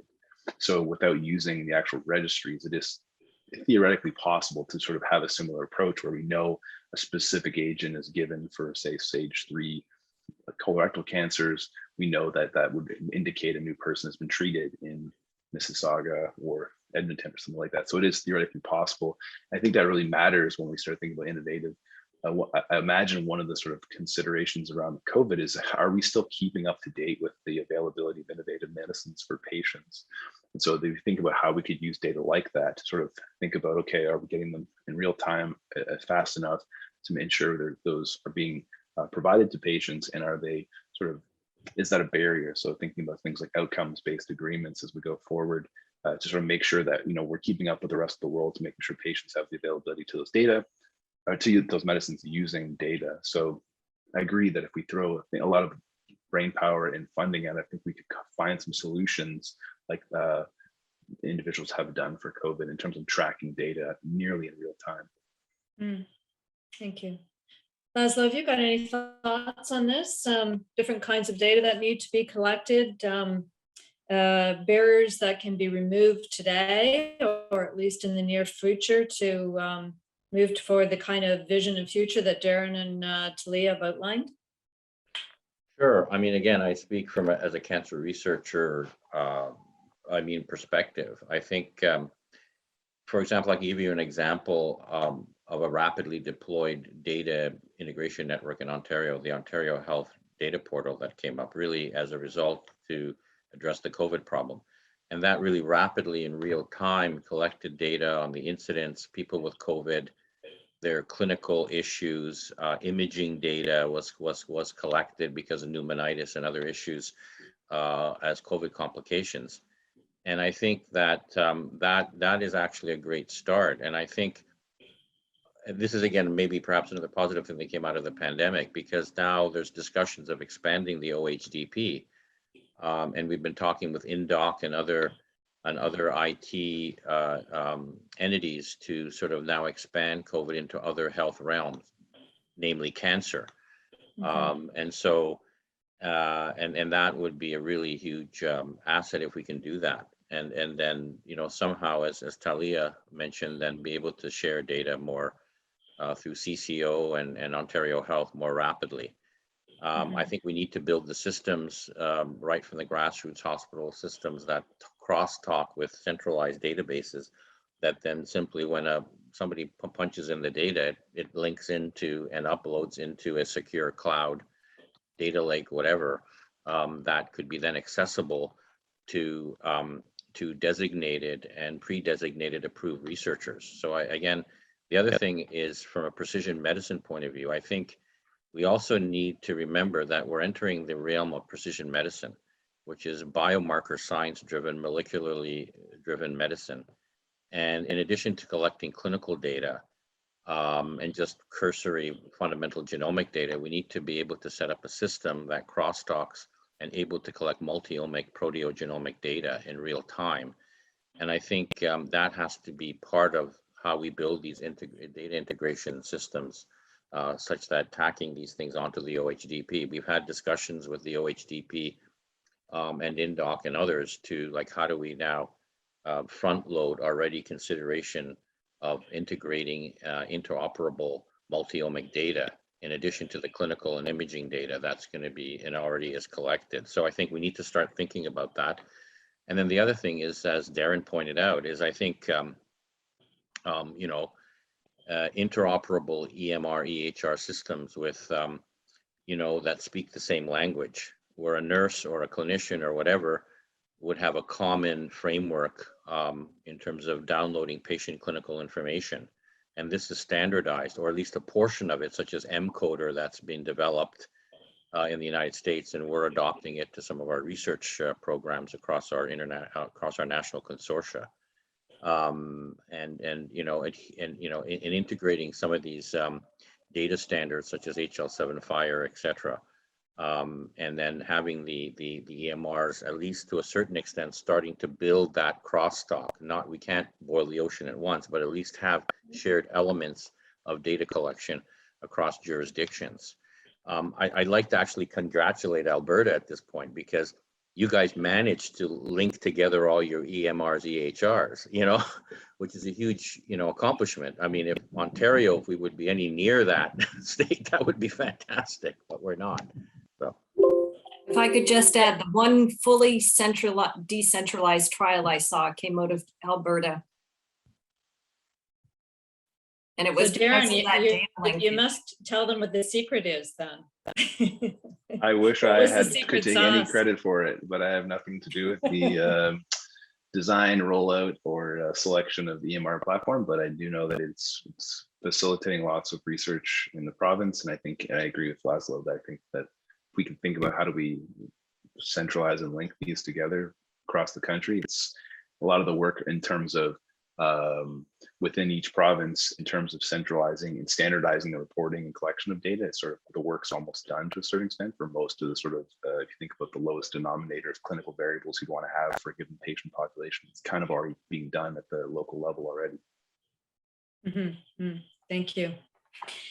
Laszlo triggered a question for me, and I would like to just get your perspective on the role of patients in a resilient healthcare system, particularly related to cancer care. I mean, we've always known that that is critically important, but it always hasn't been embraced. There's a lot of, the actions don't always support. In your personal experiences, in your work over the past year, how has the role of patient engagement, patient empowerment, the patient conversation evolved or not? And do you see that from a research perspective as being more important in the future? Well, I may start just by bouncing back on your previous questions. And that's kind of linked to what Laszlo has said regarding precision medicine, or what Talia has mentioned regarding the fact that once you're throwing money at it, you can make it happen at some sort. Or Darren said you got to put brain on the matter to develop the solution. Well, if you look at the downstream portion of patient-reported outcomes, when you look at access and HTA review, because of precision medicine, that is dividing even the most common cancer into subgroups of population, it kind of fragmented the whole perspective of a treatment for a disease. It is no longer that, it's precision medicine. And that's why HTAs like CADIT or INAIS in Quebec are now accepting more and more as part of the formal assessment, real world evidence and patient reported outcomes, because it's a component of the therapeutic value of a given molecule. And that's why these are becoming more and more important, because they're taken into consideration when it comes to whether or not listing the drugs. So, and the patient has a greater role at the research level, because its input through patient-reported outcomes can facilitate or add a layer of real-world evidence to the HTA review that will eventually lead to a broader range of covered option when it comes to the treatment options. And that's all part of the overall modernization that is fostered by innovation in the way treatments are proposed. And it kind of linked back the two Yes, themes of that's the two right. questions, but That's really right. patient as a voice in their healthcare, but they also have a competency. They're experts of their own condition and can report quality of life metrics that were ignored not so long ago, and now are basically part of what we consider the holistic approach of studying a given drug or something. So. Beautifully said. Any other thoughts on that? Medicine, certainly, and molecular profiling has advanced the engagement and the necessity of patient engagement, I think.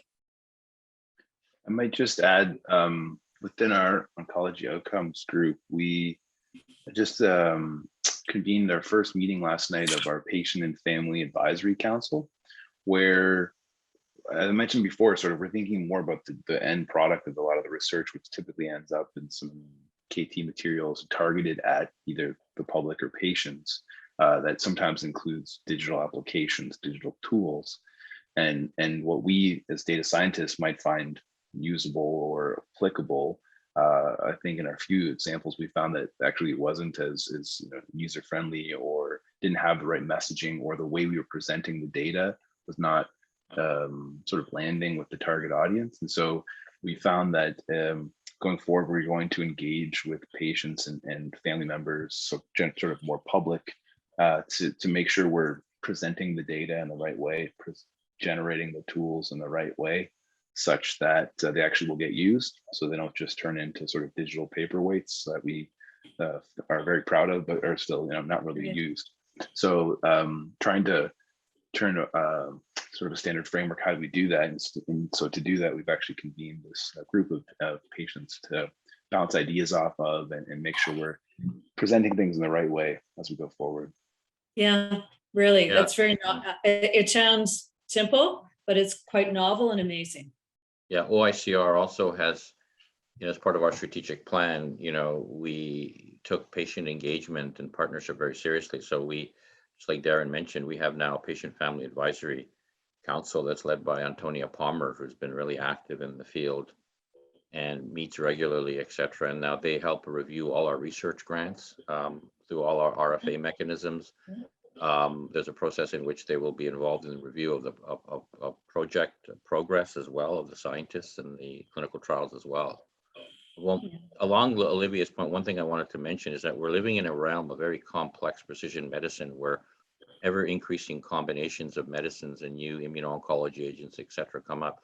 So the question of patient-recorded outcomes and quality of life versus overall survival or progression-free survival, we need to get past that, because I think we need to start seriously looking at clinical endpoints for regulatory approval of drugs that really increase quality of life as well, not necessarily overall survival, because I think toxicity is a huge issue, and it opens up a whole Pandora's box about regulatory approval and about approval of drugs. But I think it's a complex issue we need to grapple with right now, with all this complex multiple medicines and combinations of what is really improving quality of life as well as survival and progression-free survival. Yes, yeah, thank you so much. We only have about 10 minutes left, and I wanted to bridge back to, I think, one of the perhaps most important points that was raised in this panel, and it's the idea that a new light has been shone on the importance of research in this country. That research quickly came to the forefront in new and fresh ways because of the pandemic.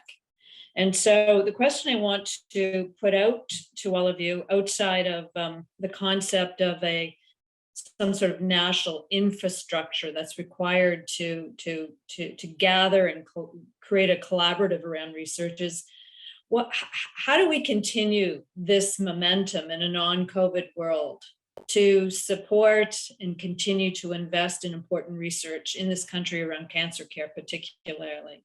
What are the things that in your worlds, in your minds, need to be put on the table to ensure a continuance of the momentum that's been built behind the importance of research in the context of COVID and the pandemic? So if I could ask for each of your comments in that area, that would be great. Maybe I'll start just by saying I think and this is really picking up on what we're talking about anyway, which is public and patient engagement in research. But I think being able to continually engage that voice and being able to enable that voice to speak to decision makers, I think that's going to be core in terms of continued investment in research. Okay. Patient voice. Yeah. Okay. Thank you. Talia? Well, I think I've already mentioned this, but I do think that this pandemic has highlighted the importance of making research publicly accessible. Unfortunately, a lot of research is still stuck behind paywalls, and so many members of the public don't have access to it. I think that this is something we should work on and improve in the future and make all research publicly accessible, especially if it's, even though it is part of CAHR policy, I do think it doesn't always happen. And so I think we should build on this momentum of, a lot more open research having occurred during the pandemic, and, keep on making research more open and accessible. Yeah, open research. And where would you put the research? Any ideas?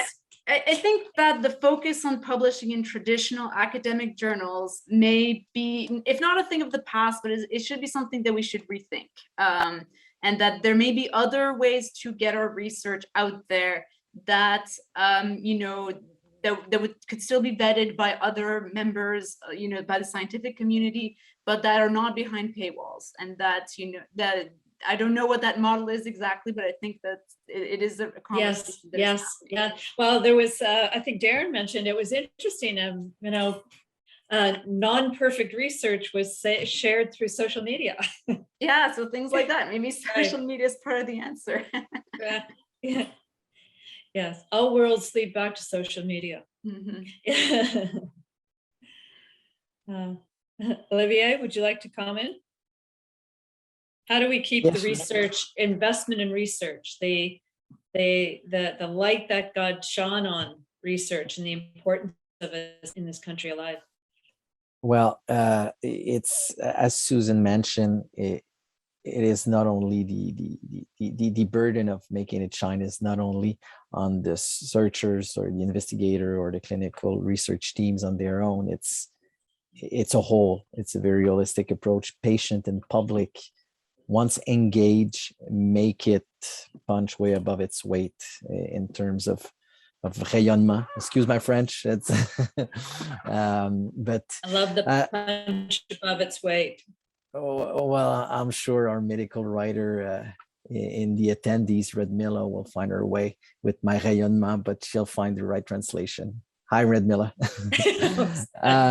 Well, so yeah, patient and patient groups can relay the patient voice, the stratégie de recherche axée sur le patient, the SRAP initiative that we have in Quebec. It is working well. Patient partners are more and more part of clinical trial design, but also later at the preclinical or the phase 2, phase 3 trials, the patient voice is there, and patient groups are working to better engage patient with trials. And even at the, again, I mentioned at the HTA level, patient groups are playing a key role to reword in the patient perspective the outcome of great research project, to make it shine in front of decision makers. And actually, Colorectal Cancer Canada has been part of a great paper about that, about patient groups and the patient voice within the clinical research spectrum. So it is I think key for the long run. Yes, thank you, CC. Thank you for the comment on CCC. Indeed, they've been very forefront in engaging the patient voice and showing people how to do it. Yeah, great leadership. Much. Yes, very good leadership. Darren? I would say keeping the interest high in the fact that people can now see health data every day on the news. It's probably the first time in my life where on a day-to-day perspective, people see graphs and figures on the 6 o'clock news. And I think leveraging that to say that this is what we need to do across all health disciplines. We can manage and improve the delivery and the reception of care through leveraging additional data. So we want to invest more to sort of have something similar to what we see for the COVID experience for cancer. So getting the public's interest, keeping it high around the liberation and the sharing of data for the improvement of the delivery of healthcare, I think is something I hope we can keep going forward, using this as sort of an example to show, to say, this is the first time in my adult life where people cared about incidence graphs on the news. So let's keep that interest high. Yeah, thank you so much. We need a marketing person, I think. Okay. Laszlo? Yeah, I mean, I think I would reiterate what everybody else has said. I think in order to keep this momentum going in cancer and cancer research and pushing the clinical envelope, translational envelope, we need to have engaged patients and more vocal and patients and patient organizations such as yourselves, Colorectal Cancer Canada. And I really laud what you're doing. You know, I met Barry a few years ago and I was really impressed with, you know, his vision and his ideas. So we need more groups like you and more bringing together multiple patient foundations and organizations across cancer indications in a more unified kind of coalition, just like we have CPAC and we have, you know, CAPCA, which is the, you know, kind of organization of cancer institutes across Canada, an institution or a large collaborative network of cancer foundations to then build a unified voice with a central governance that can actually then work with researchers, work with clinicians to lobby or to, you know, talk to the federal government and the decision makers and the payers.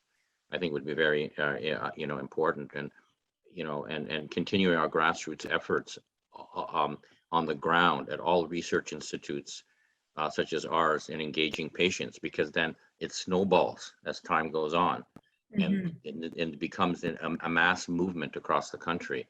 Mhm. And I'd implore you maybe perhaps to talk to CPAC, Canadian,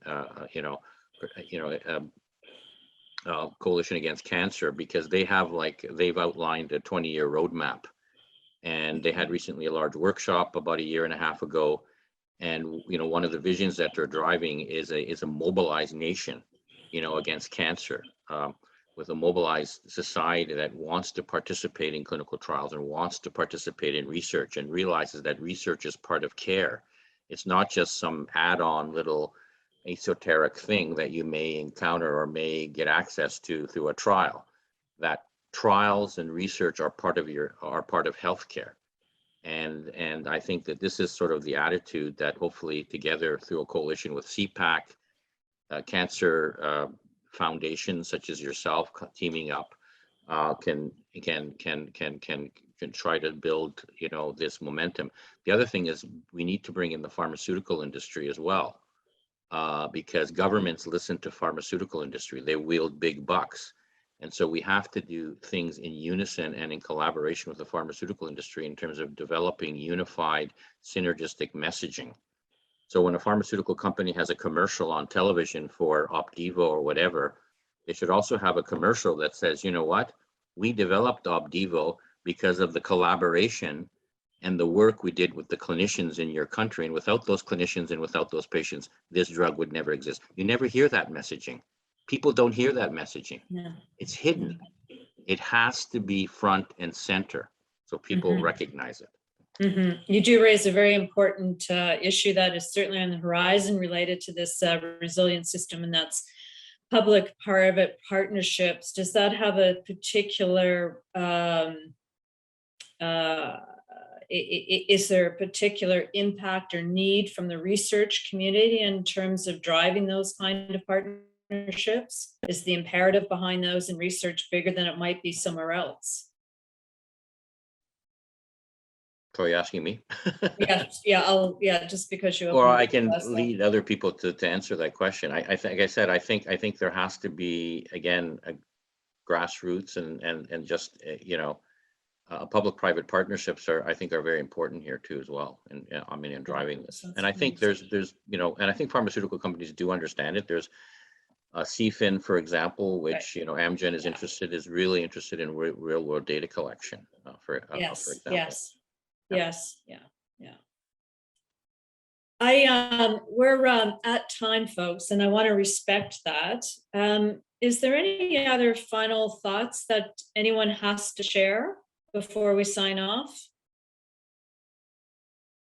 What I'm also going to say is that if you think of something afterwards, Maria, who engaged you in these sessions, is very happy to take your call, any emails whatsoever.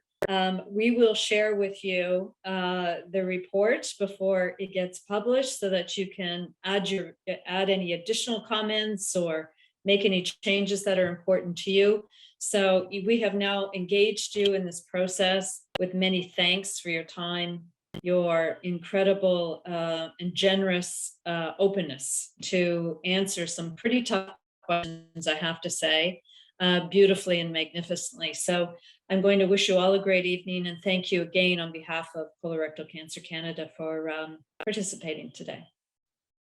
Thank you. Well, thank you. Thank you for having me. Thank you. Yes. Good night. Bye.